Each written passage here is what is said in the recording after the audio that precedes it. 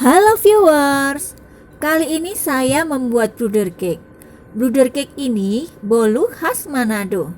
Bolu ini unik sekali loh, karena dibuat dengan teknik pembuatan cake, tapi menggunakan pengembang yang biasa dipakai untuk membuat roti. Nah, kalau kamu pengen tahu apa saja bahan dan bagaimana cara membuatnya, yuk tonton videonya sampai selesai. Tapi jangan lupa subscribe ya. Nyalakan juga lonceng notifikasinya agar kamu tidak ketinggalan video-video berikutnya. Terima kasih ya sudah mau mampir ke channel saya.